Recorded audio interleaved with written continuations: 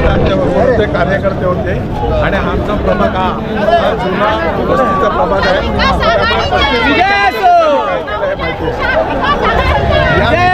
सर्वस्वी श्रेय कोणाला द्याल?